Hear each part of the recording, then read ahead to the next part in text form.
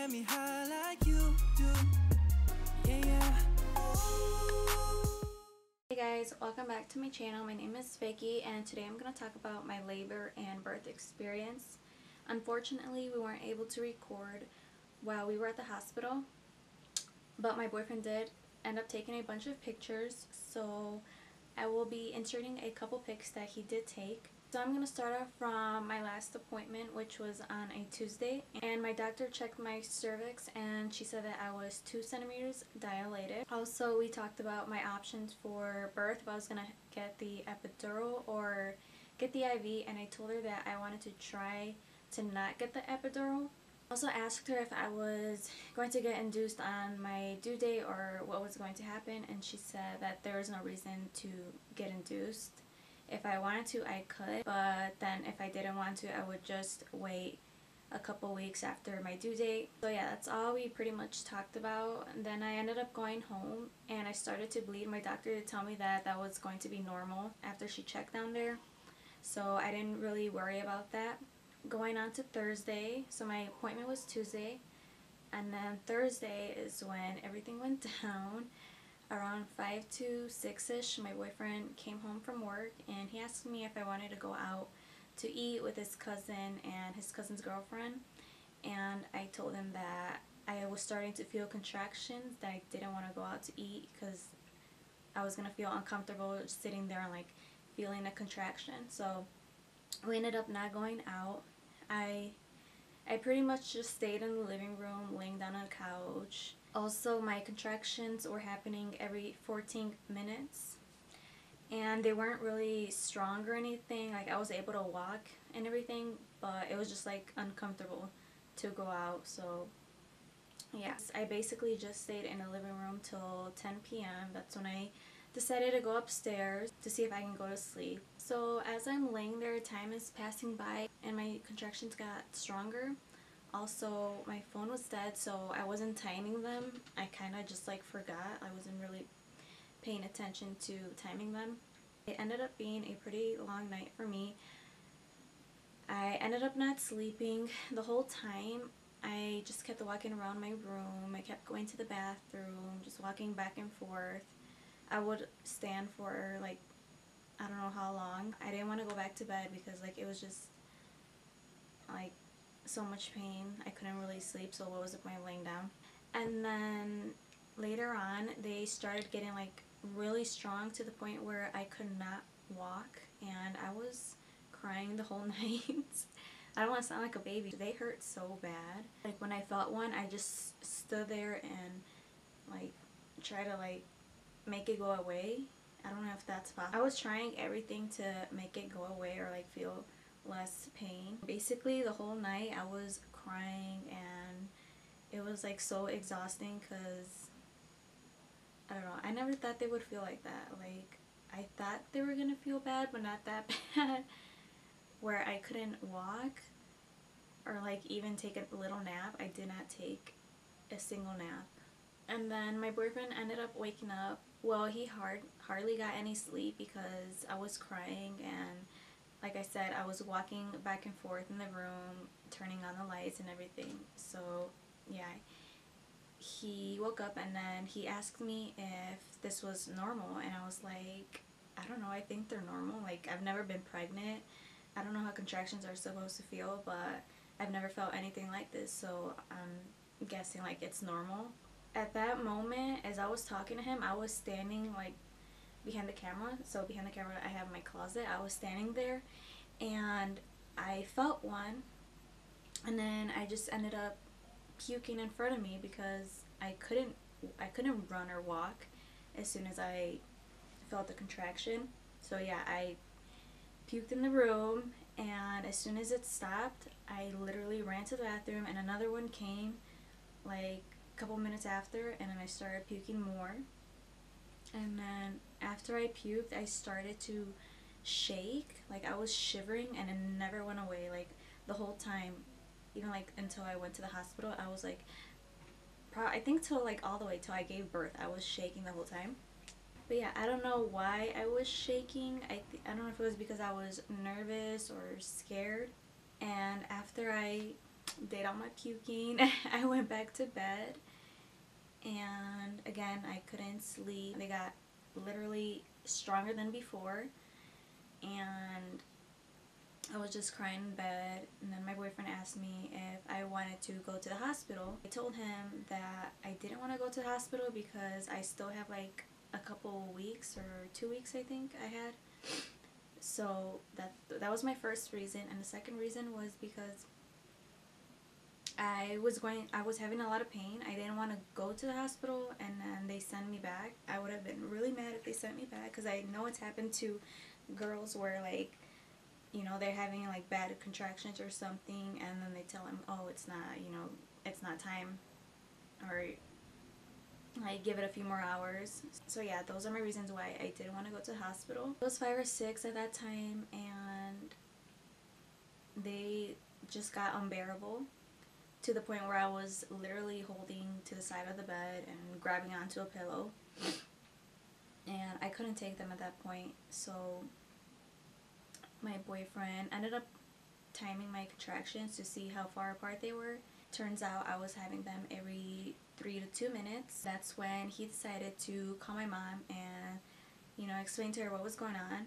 And it's funny because as soon as my mom answered the phone, she was like, don't tell me it's time. And my boyfriend's like, yeah, I think it's time, because of like everything that was going on. And my mom told him that, yeah, it's time, I need to go to the hospital. So then he ended up calling his aunt, and he called his work too, because he was supposed to work. I'm really glad that he ended up timing my contractions, because if he didn't, I'm pretty sure I wouldn't have like gone to the hospital either way. I'm just stubborn like that, because in my mind I'm still thinking like, oh, it's not time.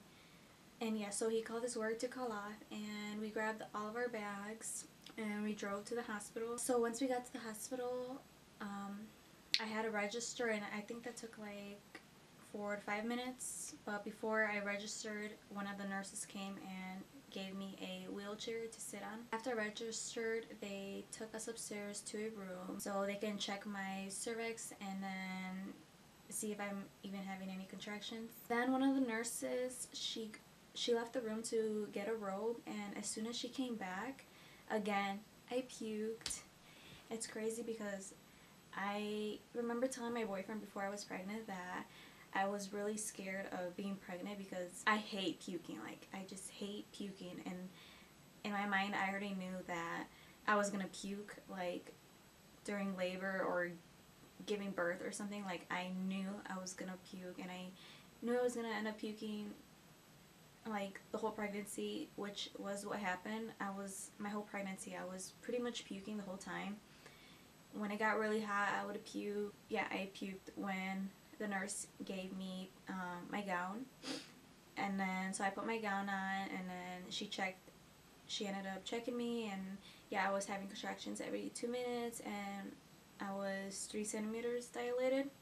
Then she asked me if I wanted to get an IV or the epidural later on, and I told her I need I need the IV like right now, because I could not take it anymore. Like, I needed to rest and, you know, get some sleep if I was gonna deliver this baby. So yeah, I ended up getting the IV, and I was finally able to relax, but I was really drowsy and really sleepy after I got it. So during that whole time that I had like the IV plugged in, everything's kind of like a blur, because again, I was really drowsy, and like I kept closing my eyes, and I wasn't sleeping, but my eyes were like shut because I was trying to get like some rest. IV finally ended up wearing off. As soon as it wore off, I started shaking again, puking. I think I puked 1 or twice. No, I think I just puked once. But yeah, I started shaking, and I started getting really hot. So I asked the nurse if I can get like an ice pack or like a rag, like a cold rag to put like around my neck and my forehead, because I was starting to burn up. The nurse was also coming back and forth to see how far I was dilated, and every time she came back, I was 1 more centimeter dilated. So yeah, at that point I said, you know, fuck it, I'm getting the epidural. I cannot take the pain anymore. I still had like a couple hours left to go, and I really didn't want to go through all that pain. I just wanted to relax because I've been up for 2 days. I didn't get any sleep at night. And then I was getting ready to get the epidural, and then they told me that my boyfriend wasn't allowed to be there. And I wasn't aware of that until I was about to get the epidural. One of the nurses there she was trying to calm me down because I was shaking a lot. Yeah, she ended up actually calming me down. I didn't feel when they put the epidural, like I literally felt nothing, and I thought I was gonna feel like a poke or something. I'm glad I didn't even look at how big the needle was, because I know I would have fainted. I'm such a big baby when it comes to needles and blood and pain. So yeah, it took about 5 to 10 minutes. They gave me the catheter, and then I don't remember how many hours I had the epidural for, or how long it was until it was time to deliver. But at 9 centimeters dilated, I called the nurse because I was feeling a lot of pressure down there. She told me I was only 9 centimeters dilated, that I need to wait a couple more. And I was kind of like mad because I honestly felt like it was time, or like I wanted to push him out already. But yeah, it wasn't time yet. I was burning up again, so I was just like having ice packs around my neck and drinking a lot of water.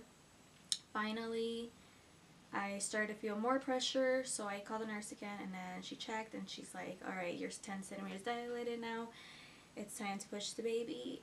And she said she was going to go call the doctor. Came back into the room, the nurse, and told me that the doctor was just pulling up into the building.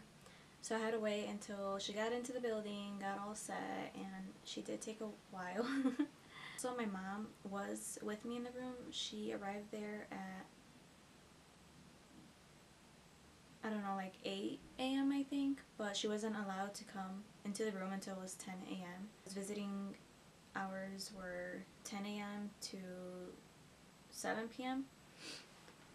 But when it was time to push baby out, it was, I think, like 6:50 p.m. and the nurse said that my mom was allowed to stay since I was about to give birth, and it was almost 7 p.m. It was kind of dumb to tell my mom, like, oh, you know, you gotta go, visiting hours are over, when I'm like 10 minutes from giving birth.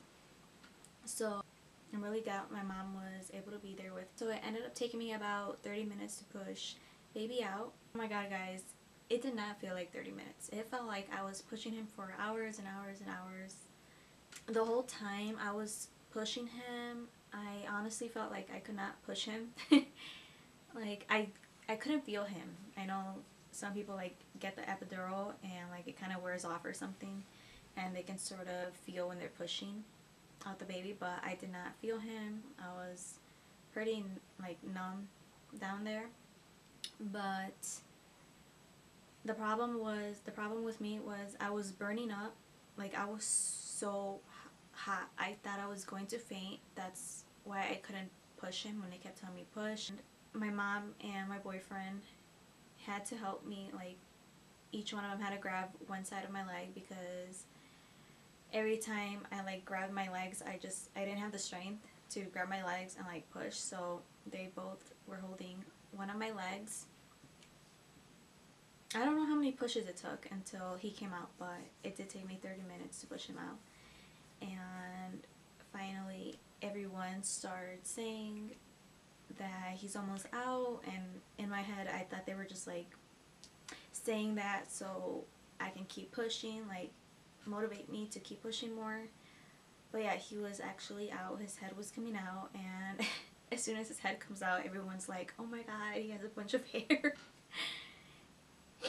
And yeah, that was kind of funny that a bunch of hair came out first, like a ball of hair. I don't remember seeing my boyfriend cut the cord because I was really exhausted after that. Then they placed him on me. After I delivered him, I ended up having a high fever, and he ended up having a fever too. So we ended up staying a third day so they can monitor him. But yeah, if he didn't have a fever, we would have left the second day. That's what I forgot to, yeah. I also ended up breaking my water, and I didn't feel when they broke it. I know some people feel like pain, but I didn't feel anything, so I'm glad that I didn't. That is my labor and birth experience. I didn't think it'd turn out like that. I thought I was gonna have like a specific date to go into the hospital or like have my water break naturally, but it didn't turn out like that. Oh, you okay? Glad that I went through all of that and was able to give birth to Vito. You pooping, huh? Where you going? Where you going? Huh? I hope I didn't scare you guys to not get pregnant or anything. Everyone's pain tolerance is different, so that's why mine was like that. I hope you guys enjoyed today's video. Don't forget to like, comment, and subscribe. And we will see you in my next video. Say bye. Not me, to the camera. Yeah. You want to go for a walk? Let's go for a walk. Let's wait for Daddy, though. Got a whole lot of love and try to waste it. I'll be running around and never chase it. You look so pretty to me, girl, I can't explain it. You look so pretty to me, better control it. Girl, I'm done tripping, I've been sipping, I've been drinking, that's how I control